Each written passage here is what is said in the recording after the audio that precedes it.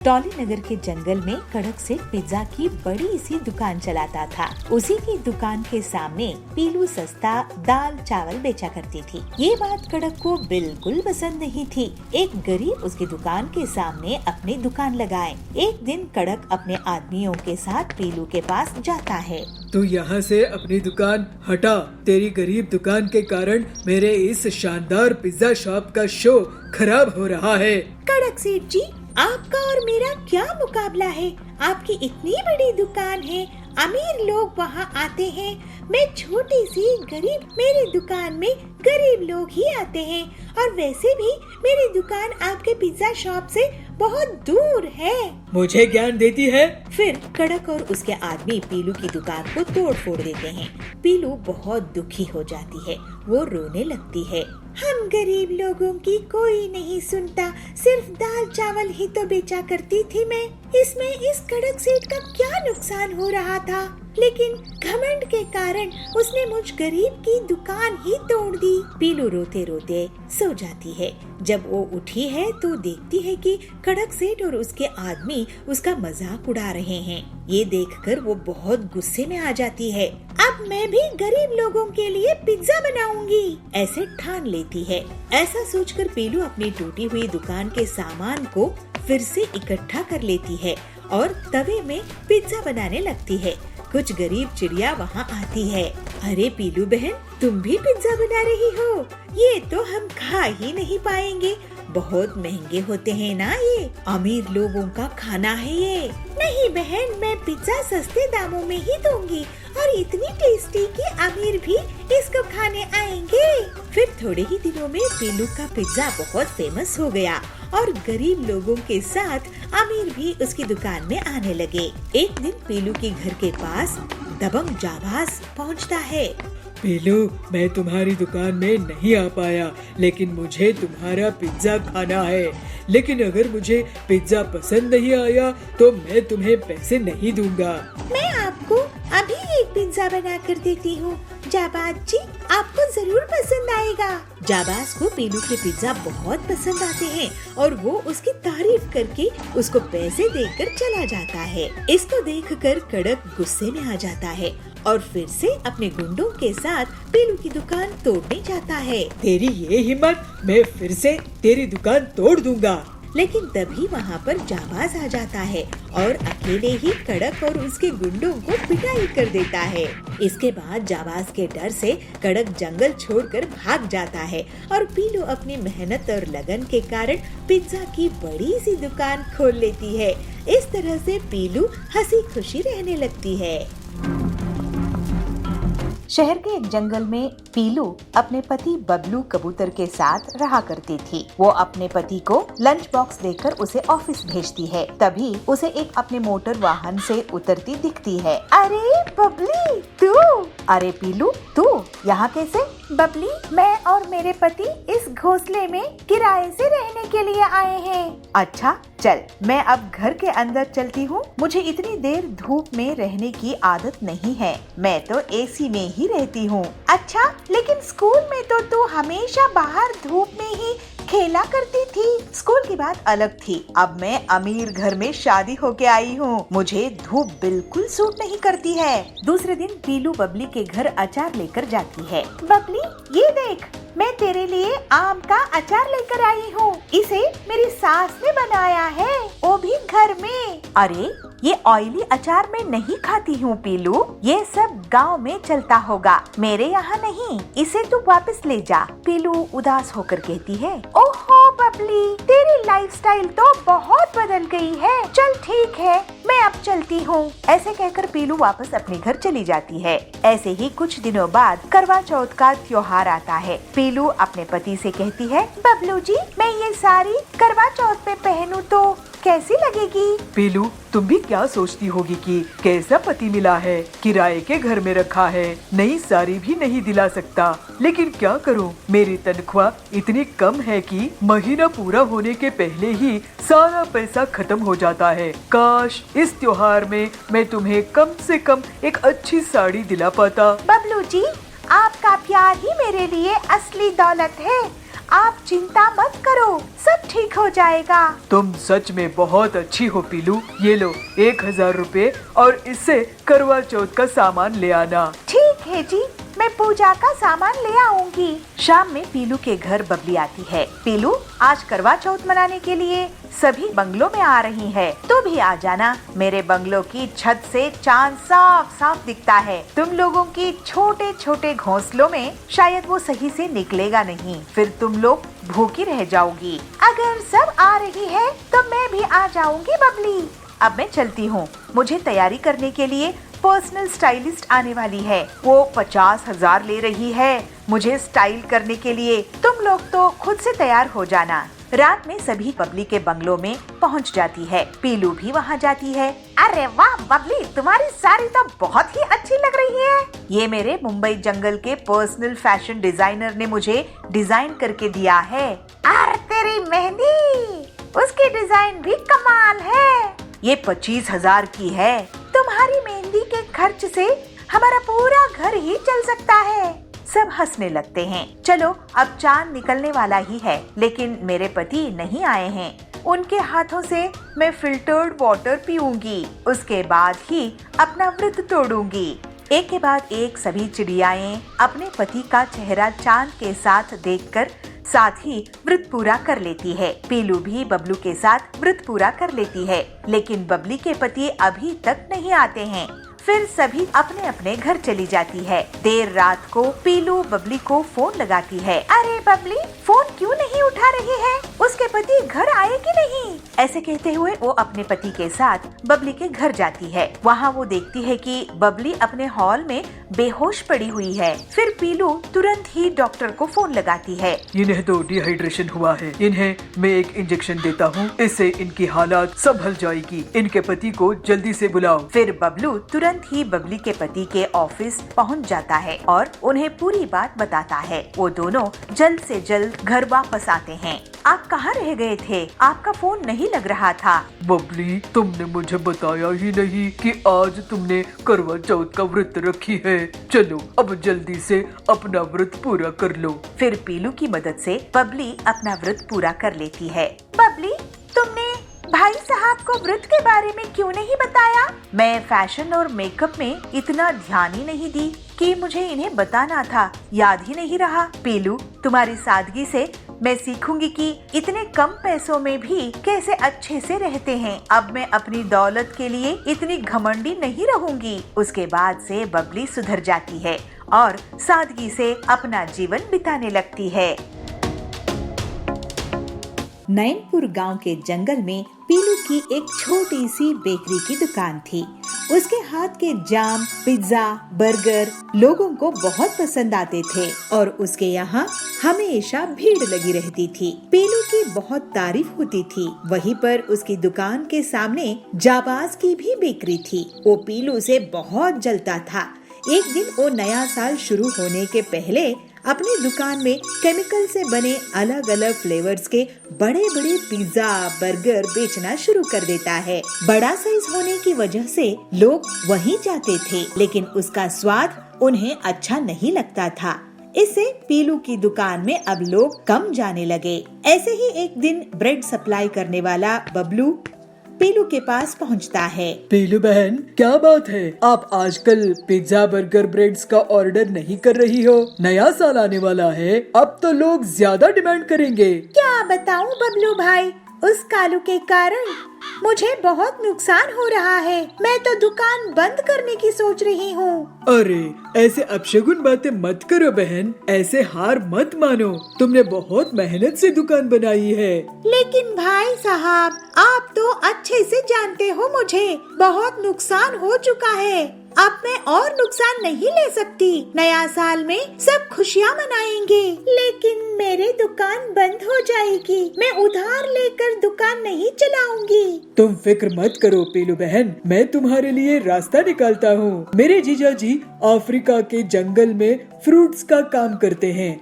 मैं तुम्हारे लिए वहाँ से अनोखे फ्रूट्स मंगवाऊंगा। तुम्हारे हाथों में तो वैसे भी जाम बनाने का जादू है, बाजार में पहचान है। तुम जाम में जरूरी विटामिन होते हैं कहकर बेच देना।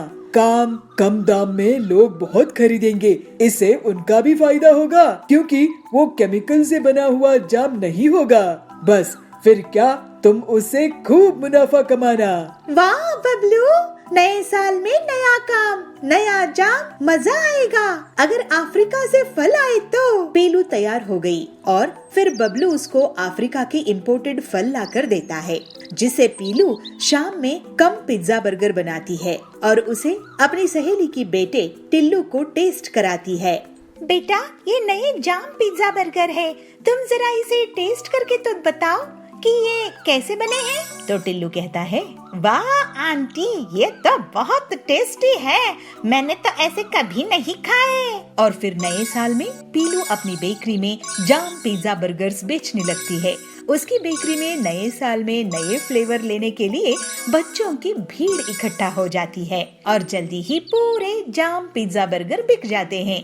इसके बाद से वो लगातार बबलू से अफ्रीका के फ्रूट्स मंगवाने लगती है। पीलू अपने जाम पिज्जा बर्गर्स को बहुत कम दाम में बेचती थी और वो केमिकल के भी नहीं थे। इसकी वजह से जाबाज की बेकरी अब ठप पड़ने लगी। पीलू के जाम पिज्जा बर्गर्स को अब बड़े बड़े ऑर्डर्स मिलने लगे और वो बहुत अमीर हो गई।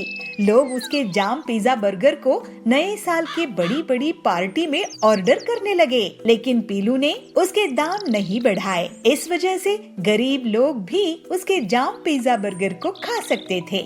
फिर पीलू अपना जीवन हंसी खुशी बिताने लगी। टुन्नू लोमड़ी चोर को पकड़कर उसको पुलिस के हवाले कर देते हैं। पिंकी, दादाजी मुझे माफ कर दो। तू क्यों माफी मांग रहा है? तूने क्या किया? इसलिए क्योंकि मैं रॉकी को जंगल में छोड़ आया था। पर पिंकी बंदरिया और कुन्नू सियार भाई बहन हैं। वो गांव में अपने मम्मी पापा और दादा दादी के साथ रहते हैं। एक दिन स्कूल में आते समय पिंकी बंदरिया की नजर कीचड़ में सने एक कुत्ते पर गई। वो बहुत छोटा था और रो रहा था। पिंकी को उस पर तरस आ गया, इसलिए वो उसके पास गई और अपनी बोतल का कच्चा पानी उसने उस पर डाला और उसे अपनी गोद में उठा लिया। पिंकी, छोड़ इसे, देखिए कितना गंदा है और कितनी बदबू आ रही है इसमें से। छी, छोड़ इसको। नहीं कुन्नू, मैं इसको नहीं छोड़ सकती। पता नहीं इसके माँ बाप कहाँ हैं और देखो तो बेचारा रो रहा है। मैं इसको अपने साथ लेकर चल रही हूँ, ठीक है ना? पिंकी उस कुत्ते को अपने साथ ले आती है और उसको खाना खिलाती है और उसे अपने पास लेटाकर टीवी भी दिखाती है। कुन्नू ये देख बहुत गुस्सा हो जाता है। पिंकी, उतार इसको, ये हम दोनों का बेड है ना, तूने इसको कैसे बिठाया? उतार इसको अभी, कितना गंदा है ये, नाली में रहता है, उतार इसको। कुन्नू, ये छोटा सा ही तो है, जरा सी जगह ले लेगा तो क्या हो जाएगा? कुन्नू अब और गुस्सा हो जाता है और मन ही मन सोचता है, इस कुत्ते की वजह से मेरी बहन मुझे पराया कर रही है और मेरी चीजें भी छीन कर इसे दे रही है। इसका तो कुछ करना होगा, नहीं तो ये धीरे धीरे मुझसे सब कुछ छीन लेगा। पिंकी उस कुत्ते का नाम रॉकी रखती है। रॉकी के परिवार के बाकी लोग भी रॉकी से बहुत प्यार करने लगते हैं, पर कुन्नू अभी भी उसे घर से निकालने की तरकीबें सोचता रहता है। एक दिन वो रॉकी की पूंछ में पटाखे जलाने ही वाला था कि तभी वहाँ उसकी माँ चुनमुन नीलगाय आ गई। कुन्नू, ये तुम क्या कर रहे हो? उस बच्चे की पूंछ पर पटाखे क्यों जला रहे हो? कोई तुम्हारे साथ ऐसा करेगा तो कैसा लगेगा? छोड़ो उसको, लाओ मुझे दो। चुनमुन से डांट खाने के बाद भी कुन्नू नहीं सुधरता और फिर एक दिन रॉकी के खाने में मिर्ची डाल देता है। रॉकी वो दूध पीता उससे पहले ही उसके दादा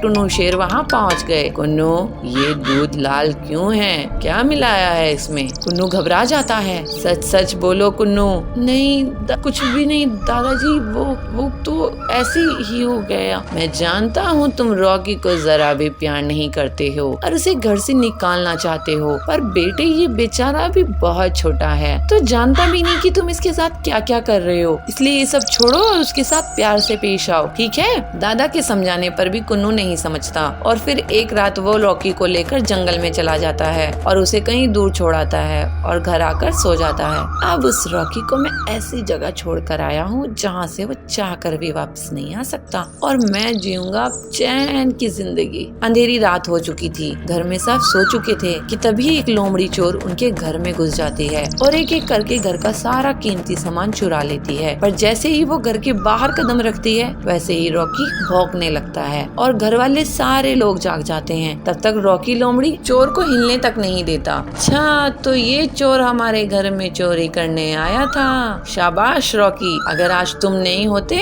पता नहीं क्या हो जाता। टुन्नू लोमड़ी चोर को पकड़कर उसको पुलिस के हवाले कर देते हैं। पिंकी, दादाजी मुझे माफ कर दो। तू क्यों माफी मांग रहा है? तूने क्या किया? इसलिए क्योंकि मैं रॉकी को जंगल में छोड़ आया था, पर पता नहीं ये वापस कैसे आया। यही तो खासियत है मेरे दोस्त की। रॉकी मुझे माफ कर दे प्लीज। सॉरी यार, अब हम दोस्त बन सकते हैं। तू दोस्ती करेगा मेरे से? रॉकी अपना एक पैर आगे बढ़ाता है और अब दोनों के बीच दोस्ती हो जाती है। रॉकी कुन्नू का भी दोस्त बन जाता है और फिर सब खुशी खुशी रहते हैं। बबलापुर गांव में कालू कौवा जमींदार था। वो गरीब लोगों को ब्याज में पैसे उधार देता था और जब गरीब उसे लौटा नहीं पाते तो वो उनकी जमीन हड़प लेता था। ऐसे ही एक दिन बबलू उसके पास पैसा उधार लेने के लिए आता है। कालू सेठ, आप मुझे 50,000 उधार देंगे क्या? मैं आपको अगले साल वापस कर दूंगा। मुझे कैसे पता कि तुम मुझे पैसे वापस कर दोगे? तुम कौन हो? कहां से आए हो? मैं यही इसी जंगल में रहता हूँ, गरीब किसान हूँ, छोटी सी जमीन है मेरी। अच्छा, तो तुम मुझे अपनी जमीन गिरवी रख दो, मैं तुम्हें पैसे उधार दे दूंगा। ठीक है, मेरी 10 एकड़ जमीन आप गिरवी रख लो। ठीक है, यहाँ अंगूठा लगाकर पैसे ले जाओ। फिर बबलू उन पैसे से बहुत मेहनत करके खेत में फसल उगाया। इस बार उसकी अच्छी फसल हुई थी। ऐसे ही एक दिन कालू उसकी खेत के पास से निकलता है। अरे, ये खेत किसका है जिसमें इतनी लहलहाती फसल उग रही है? यह खेत बबलू का है सेठ जी, उसी बबलू का जिसने आपसे उधार लिया है। अरे वाह, इसका मतलब ये जमीन और ये फसल और इसके पैसे मेरे ही हुए। फिर कालू बबलू से मिलता है। क्यों बबलू, इस बार तुम्हारी फसल बहुत अच्छी आई है। जी कालू भाई, मैं आपको फसल बेचकर आपके पैसे लौटा दूंगा। ठीक है, ब्याज मिलाकर 2 लाख होगा। क्या? लेकिन मैंने तो बस 50,000 ही लिए थे। हाँ, तो ब्याज चढ़ा के 2 लाख हुए ना। ये तो अन्याय है कालू जी, फालतू की बात मत करो, नहीं तो मैं तेरा घर भी हड़प लूंगा। नहीं, आप मेरी जमीन ही ले लो, मैं आपके पैसे नहीं चुका पाऊंगा। शाम में बबलू अपने घर गया और अपनी पत्नी पीलू को सब कुछ बता दिया। मैं उसे देखती हूँ, आप चिंता मत कीजिए। पीलू अपनी सहेली सुंदरी के साथ एक प्लान बनाती है। दोनों सहेलियाँ एक छोटे से खेत में एक पानी का फव्वारा लगाते हैं और ऐसा जुगाड़ करती है कि उसमें से हीरों की बौछार हो। कालू तक ये बात पहुंच जाती है कि एक फव्वारे से हीरे निकल रहे हैं। बेलो, सुंदरी, क्या इस फव्वारे से हीरे निकल रहे हैं? हमने तो हीरे अभी देखे हैं सेठ जी, आप खुद ही देख लो कि हीरे है कि नकली। वैसे सेठ जी, आपको बता दूं कि कल शहर से बहुत बड़े हीरे के व्यापारी आए हैं जो इस जमीन को खरीद लेंगे अगर उन्हें हीरे मिले तो। ऐसा क्या? तो एक बार मुझे दिखाओ, हीरे है कि नहीं। चलाओ फव्वारा। फिर पीलू और सुंदरी फव्वारा चलाते हैं और उसमें से सच में हीरे निकलते हैं। अरे, ये तो सही में हीरे ही है। चलो, अच्छी बात है, अब हम इस जमीन उस शहर वाले सेठ को बेच देंगे। नहीं, ये जमीन तो मुझे चाहिए। लेकिन आपके पास इतने पैसे हैं क्या सेठ जी? चाहे इसके लिए मुझे अपनी पूरी जमीन जायदाद बेचनी पड़ जाए, लेकिन मैं इस जमीन को खरीद के ही रहूंगा। ठीक है, ये लीजिए इस जमीन के कागजात, आपकी पूरी संपत्ति के बदले में ये जमीन। फिर कालू अपनी पूरी संपत्ति, जमीन, जायदाद, गाड़ियाँ, हवेली उसके नाम कर देता है और हीरे का फव्वारा वाला जमीन ले लेता है। अगले दिन कुछ लोग उस फव्वारे के पास इकट्ठा होते हैं तो कालू शोर मचाने लगता है। हीरे ले लो, हीरे, इंटरनेशनल क्वालिटी के हीरे। जरा हमें भी तो दिखाना हीरे कैसे हैं। ये देखो। फिर कालू फव्वारे को शुरू करता है, लेकिन उसमें से धूल मिट्टी निकलती है। कालू खांसने लगता है। अरे ये क्या, पीलू ने मुझे लूट ली, बर्बाद कर दी। इस तरह से कालू को उसकी बदमाशी की सजा मिल जाती है और पीलू की मदद से बबलू और बाकी जंगल वालों को उनकी जमीन मिल जाती है। फिर सब खुशी खुशी रहने लगते हैं। सुंदर जंगल में शेरा का बहुत आतंक था। सभी जानवर उसके गुस्से से बहुत डरते थे। उसी जंगल में एक समझदार खरगोश रिंकू रहता था। रिंकू हमेशा अपनी चालाकी से बड़े बड़े जानवरों से अपनी जान बचा लेता था, लेकिन वो हमेशा दूसरे छोटे जानवरों की मदद करता था। इस वजह से सभी जानवर उसको बहुत पसंद करते थे। एक दिन रिंकू जंगल में टहल रहा था, तभी उसे छोटू और उसकी पत्नी दिखाई दिए। छोटू भैया, छोटी भाभी, कहाँ घूम रहे हो? कुछ नहीं रिंकू, हम तो ताजी घास और फलों की तलाश में आए हैं। यहाँ की घास तो बहुत हरी भरी है। हम तो सोच रहे थे कि यहीं पास बस जाए। आप लोग क्या शेरा के बारे में नहीं सुने हो? ये उसी का इलाका है। अगर उसने आप दोनों को देख लिया तो आपकी खैर नहीं। शेरा तो बहुत ही क्रूर है। तभी वहाँ शेरा का दहाड़ने की आवाज आती है और सब डर जाते हैं। सुनिए जी, ये तो शेरा की दहाड़ है। अब क्या होगा? आप दोनों उस पेड़ के पीछे से भाग जाओ। और फिर दोनों पति पत्नी एक पेड़ के पीछे से भाग जाते हैं। रिंकू खरगोश, यहाँ पर 2 जानवर आए थे। मैं उनका शिकार करने आया हूँ। क्या तुमने उन्हें देखा है? जी शेरा जी, मैंने उन्हें उस रास्ते से जाते हुए देखा। रिंकू शेरा को दूसरी तरफ इशारा करके भेज देता है। छोटू और छोटी रिंकू के पास आते हैं। तुम्हारा शुक्रिया रिंकू भैया। अब आप दोनों यहाँ पर घास खाकर जल्दी से चले जाओ। इसके बाद दोनों पति पत्नी घास खाकर वहाँ से चले जाते हैं। दूसरे दिन वही दोनों उस घास के मैदान के पास एक तालाब में रिंकू को मिल जाते हैं। छोटू भैया, छोटी भाभी, आप दोनों के जाने के बाद शेरा फिर से आया था और मुझे धमका कर गया है कि अगर अगली बार उसको उसके शिकार का सही पता नहीं मिला तो वो मुझे ही खा जाएगा। आपने हमारी जान बचाने के लिए अपनी जान खतरे में डाली भैया, आपका बहुत धन्यवाद। दोनों पति पत्नी वहाँ से भाग जाते हैं। तो शेर वहाँ पे आकर कहता है, रिंकू तू, मुझे यहाँ और भी जानवरों की आवाजें आ रही थी। तू किससे बात कर रहा था? जरा बताना मुझे। मेरी धमकी याद है ना? अगर तू मुझे सच नहीं बताएगा तो आज तो मैं तुझे ही खा जाऊंगा। रिंकू बहुत डर जाता है। वो सोचने लगता है, शेरा बहुत ताकतवर है और इससे हर बार झूठ बोलने का एक ही मतलब है कि इसकी दावत बन जाना। अब मैं क्या करूं? मेरी भी जान खतरे में है। सच कहूंगा तो पति पत्नी मारे जाएंगे, झूठ बोला तो मैं मारा जाऊंगा। लेकिन आखिर हम सब कब तक इस शेरा से डर के रहेंगे? सोच क्या रहा है? जवाब दे। शेरा जी, मैं पानी से बात कर रहा था। आप भी बात करके देख लो। पानी से? पानी में क्या है? आप ही देख लो, उसमें शायद आपको शिकार करने के लिए कोई मिल जाए। शेरा पानी में झांक कर देखता है। मुझे तो कुछ नहीं दिख रहा है। रिंकू इशारों से छोटू और छोटी को बुलाता है। ध्यान से आगे जाकर देखो शेरा जी, आपका शिकार है वहाँ।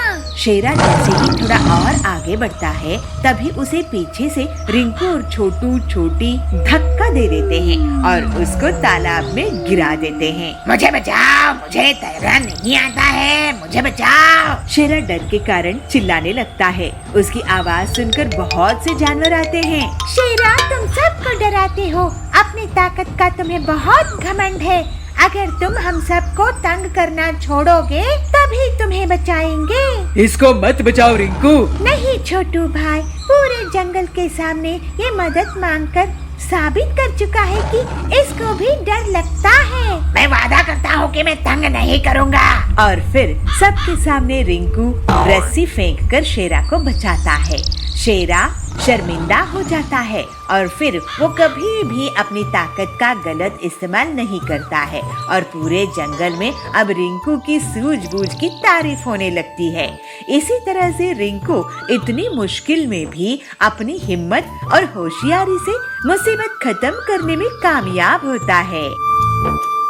बहुत समय पहले की बात है। एक स्कूल में मोंटी नाम का हाथी पढ़ता था। मोंटी के एनुअल एग्जाम आने वाले थे, पर इसके बावजूद वो नहीं पढ़ता था। एक दिन लंच के दौरान उसने देखा कि पीहू लोमड़ी अभी भी पढ़ रही है, तो वो उसके पास गया। पीहू, तुम अब भी पढ़ रही हो? चलो खाना खा लेते हैं, लंच हो गया है। थोड़ी देर और मोंटी, बस मेरा प्रोजेक्ट पूरा ही होने वाला है। और वैसे भी मैडम आज सबका प्रोजेक्ट चेक करेंगी ना। तुमने कर लिया तुम्हारा प्रोजेक्ट? नहीं, अभी नहीं किया। और वैसे भी अभी तो बहुत समय है। मैडम को तो 8वें पीरियड में आना है ना प्रोजेक्ट चेक करने, तब तक मैं कर लूंगा। मोंटी बहुत ही आलसी था। वो आज का काम कल पर ही थोप देता था। वहीं पीहू बहुत ही मेहनती और बुद्धिमान लड़की थी। वो हमेशा अपना काम समय पर पूरा कर लेती थी। रहने दे, मुझे तो लगता है आज तू इसी में लगी रहेगी। मुझे तो बहुत भूख लगी है, मैं तो चला लंच करने। तुझे जब करना हो तू कर लेना, और वैसे भी मुझे तो खेलना भी है। मोंटी, खाना खाकर तुम भी अपना काम जल्दी से कर लो, नहीं तो टीचर गुस्सा हो जाएंगी। हो सकता है तुम्हें मार भी पड़े। तुम अपना काम करो, मेरी चिंता मत करो, मैं अपना देख लूंगा। ऐसा कहकर मोंटी वहाँ से भाग जाता है। मोंटी और पीहू क्लासमेट होने के साथ साथ पड़ोसी भी थे, इसलिए मोंटी के मम्मी पापा अक्सर मोंटी को पीहू की तरह बनने को कहते थे। देखो मोंटी, पीहू घर का काम भी करती है और पढ़ाई भी बहुत अच्छे से करती है। उसके मम्मी पापा को कभी उसकी शिकायत नहीं सुननी पड़ती और वो हमेशा क्लास में फर्स्ट आती है। तुम्हें तो घर का कोई काम भी नहीं करना पड़ता, फिर भी तुम पढ़ाई नहीं करते। तुम्हारे टीचर हमेशा यही कंप्लेन करते हैं कि तुम कभी काम समय पर नहीं करते, होमवर्क करके नहीं लाते, प्रोजेक्ट टाइम पर जमा नहीं करते। पापा, मैं कल से सारा काम टाइम पे करूँगा, आप देख लेना। ये तो बहुत अच्छी बात है बेटा, समय की अहमियत को समझो, इसका सदुपयोग करो, क्योंकि ये एक बार चला गया तो वापस नहीं आने वाला। मोंटी ने ऐसा कह तो दिया, पर इसके बावजूद उसने इस बात पर कभी अमल नहीं किया। वो अभी वैसे का वैसा ही रहा। ऐसे ही समय पंख लगाकर उड़ गया और मार्च का महीना शुरू हो गया। उसके पेपर के अब बस 2 दिन बचे थे, पर उसको अभी भी कोई चिंता नहीं थी। वो अभी भी खेलता रहता था। अरे मोंटी, तुम खेल रहे हो? अरे परसों से पेपर हैं अपने, घर में जाकर कुछ पढ़ो। परसों से है ना, तो मैं कर लूंगा, अभी तो 2 दिन बाकी है ना। मोंटी ऐसा कहकर खेलने के लिए निकल गया, पर पीहू अपनी पढ़ाई करती रही। अगले दिन फिर मोंटी खेलने के लिए निकलने लगा। उसे देख फिर पीहू बोली, मोंटी, तुमने सब पढ़ लिया क्या जो तुम ऐसे घूमने जा रहे हो? नहीं नहीं, लेकिन आज रात को सब पढ़ लूंगा। मोंटी, तुम खेलने मत जाओ, देखो मौसम कितना खराब है। मुझे तो लगता है बारिश भी हो सकती है, और अगर ऐसा हुआ तो लाइट भी चली जाएगी। इसलिए अच्छा होगा कि तुम अभी ही पढ़ लो। तुम तो खामखा डर रही हो। पीहू, ऐसा कुछ नहीं होगा, ये तो मौसम अभी साफ हो जाएगा। जरा से बादल हैं, अभी हवा चलेगी, सारा साफ हो जाएगा, और जरूरी नहीं कि हर बारिश होने से लाइट चली जाए। मोंटी ऐसा कहकर वहाँ से चला जाता है और अपने दोस्तों के साथ खेलने लगता है। शाम होते ही मौसम करवट बदल लेता है और झमाझम बारिश होने लगती है। मोंटी भागता हुआ अपने घर आता है तो देखता है कि घर में लाइट है ही नहीं। मम्मी, लाइट चली गई क्या? हाँ बेटे, तुझे तो मालूम है ना, बारिश होती ही बिजली चली जाती है। लेकिन मुझे तो पढ़ना था, कल मेरा पेपर है, अब मैं क्या करूँगा? तुम्हें पता था ना कि कल तुम्हारा पेपर है, तो खेलने की बजाय पढ़ने नहीं बैठ सकते थे तुम? मैंने तुमसे कितनी बार कहा कि आज का काम कल पर मत डालो, पर तुमने मेरी एक नहीं सुनी। मोंटी अब दुखी हो जाता है। अगले दिन पेपर में वो कुछ भी नहीं लिख पाता, क्योंकि उसे कुछ याद ही नहीं था। वहीं पीहू का पेपर बहुत अच्छा जाता है, क्योंकि उसने अपना पाठ अच्छे से याद किया था। तो इसीलिए हम कहते हैं बच्चों, समय का सदुपयोग करो, जैसे पीहू ने किया, मोंटी की तरह नहीं। जामपुर गांव के जंगल में पीलू और सुंदरी 2 पड़ोसन रहती थी। दोनों बहुत अच्छी सहेलियां थी। पीलू एक सीधी साधी साफ मन की गरीब चिड़िया थी, तो सुंदरी एक चालाक और लालची कव्वी थी। दोनों के खेत बगल बगल में थे। एक दिन पीलू का पति बंटी काम से लौट रहा था, तभी उसका एक मोटर कार से एक्सीडेंट हो गया और उसके हाथ पांव टूट गए। पीलू पर घर संभलने का बोझ आ गया था। पीलू अपने पति से कहती है, सुनिए जी, मैं अपने खेत में और ज्यादा मेहनत करूंगी और जो भी कमाई होगी उससे मैं आपका इलाज कराऊंगी। तो बंटी कहता है, पीलू, मैं तुम पर बोझ नहीं बनना चाहता। भगवान करे मैं जल्दी से ठीक हो जाऊं। एक बार दोनों सहेलियों ने मक्के की खेती की। पीलू को सुंदरी से ज्यादा फसल आई। सुंदरी इस बात से मन ही मन जलने लगी। पीलू को मक्के की बहुत अच्छी फसल हुई है, मुझे इसकी फसल को नष्ट करने का कोई रास्ता निकालना होगा, ऐसे सुंदरी सोचती है। फिर एक दिन सुंदरी पीलू के पास जाती है और उसे कहती है, पीलू, मैं तेरे लिए ये साधु महात्मा से वरदान में बीज लेके आई हूँ। ये बीज अगर तू अपने खेत में बो देगी तो तुझे 10 गुना ज्यादा फायदे वाली फसल होगी। पीलू कहती है, अरे वाह सुंदरी बहन, तुम कितने साफ दिल की हो। तुम्हें जो साधु महात्मा से जादुई बीज मिले थे वो तुम मुझे दे रही हो। तो सुंदरी बोलती है, हाँ बहन, क्या है ना, तुम बहुत ईमानदारी से अपनी खेत का ख्याल रखती हो और तुम्हें भाई साहब की सेहत का ख्याल भी रखना है, तो इसलिए ये बीज मैं तुम्हें दे रही हूँ। कुछ दिनों बाद पीलू अपने खेत में सुंदरी के दिए हुए बीज बोने लगती है और सुंदरी ये देख के बहुत खुश होती है। पीलू रोज अपने खेत में पानी देती है, लेकिन बहुत दिन बीतने के बाद भी उसके खेत में फसल नहीं उगती। पीलू सुंदरी से कहती है, अरे सुंदरी बहन, तुमने जो साधु महात्मा के बीज मुझे दिए थे उसमें से तो फसल उग ही नहीं रही है, लेकिन तुम्हारी खेत की फसल तो बहुत तेजी से बढ़ रही है। तो सुंदरी कहती है, तुम फिक्र मत करो पीलू, ये बीज बेकार नहीं जाएंगे। ऐसे ही कुछ दिन और बीत जाते हैं, लेकिन पीलू के खेत में कोई फसल नहीं आती है। हाय, मैं तो लुट गई, बर्बाद हो गई। मुझ गरीब के खेत में इस बार कोई फसल नहीं होगी। अब मैं इनका इलाज कैसे करवाऊंगी, घर का खर्च कैसे चलाऊंगी। लगता है ये खेत अब बेचना पड़ेगा। तो बंटी कहता है, पीलू, इतनी दुखी मत हो, हम अपना खेत नहीं बेचेंगे, चाहे जो हो जाए। तुम मुझे वो बीज दिखाओ, मैं शायद कुछ मदद कर सकूं। पीलू बीज दिखाती है। ये देखिए जी, ये है वो बीज। तो बंटी बोलता है, अरे ये बीज नहीं है पीलू, ये मछली के अंडे हैं। सुंदरी ने हमारे साथ चालाकी की है। अब मैं तुम्हें एक आइडिया देता हूँ। बंटी पीलू के कान में कुछ कहता है और फिर पीलू मछली की दुकान में जाकर बहुत सारी मछलियाँ ले आती है। पीलू उन मछलियों को अपने खेत में लगा देती है और पीलू सुंदरी को बुलाती है, सुंदरी बहन, ओ सुंदरी बहन, जरा घर से बाहर तो आओ। सुंदरी आती है। क्या हुआ पीलू, क्यों आवाज लगा रही हो?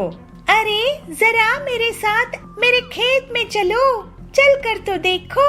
दोनों खेत में जाती है। सुंदरी आश्चर्य से बोलती है, अरे ये क्या पीलू, ये मछलियाँ कहाँ से उगी है? ये मछलियाँ कहाँ से आई तुम्हारी खेत में? तो पीलू कहती है, ये तो तुम्हारे दिए हुए साधु महात्मा का बीज का कमाल है। ये सुनकर सुंदरी बहुत गुस्से में आ जाती है और वो अपने खेत की फसल को उखाड़ने लगती है और उसे पीलू के खेत की तरफ फेंकने लगती है।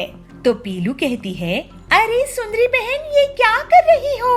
अपनी खेत को क्यों बर्बाद कर रही हो? तो सुंदरी कहती है, पीलू, मैं भी मछलियों की खेती करूंगी। तुम इस मक्के की फसल को भी अपने खेत की बची हुई जगह में लगा लो। सुंदरी के मछलियों के बीज को बोने के बाद भी उसके खेत में मछलियों की फसल नहीं उगती है। दूसरी तरफ पीलू की खेत में मक्के की फसल लहलहाने लगती है। पीलू बहुत खुश होती है। सुंदरी पीलू से कहती है, पीलू, तुम्हारी बीज कैसे मछलियों की फसल उगा दिया, जबकि मेरे बीज से तो मछलियाँ उग ही नहीं रहे हैं? तो पीलू कहती है, अरे बहन, तुम साधु महात्मा का आशीर्वाद लेना भूल गई, इसलिए तुम्हारी फसल नहीं आई। तुम उसी साधु महात्मा से आशीर्वाद ले आओ। तो सुंदरी कहती है, पीलू, मुझे माफ कर दो, मैं तुम्हें धोखा देकर मछलियों के अंडे दिए। मैं तुम्हारी मेहनत से जलती थी, मेरे पास किसी साधु महात्मा के बीज नहीं थे। तो पीलू कहती है, सुंदरी, तुम्हें ऐसा नहीं करना चाहिए था, मेरे पति की जान खतरे में है। तो सुंदरी कहती है, मुझे माफ कर दो बहन, अब मैं ऐसा कभी नहीं करूँगी। पीलू बोलती है, मुझे खुशी है कि तुम सही समय पर सुधर गई। इसके बाद से सुंदरी पीलू के साथ मिलजुल कर रहने लगी और पूरी ईमानदारी से अपना जीवन जीने लगी। इस तरह से पीलू भी अपने पति का अच्छे से इलाज कराकर उसके साथ हंसी खुशी रहने लगी।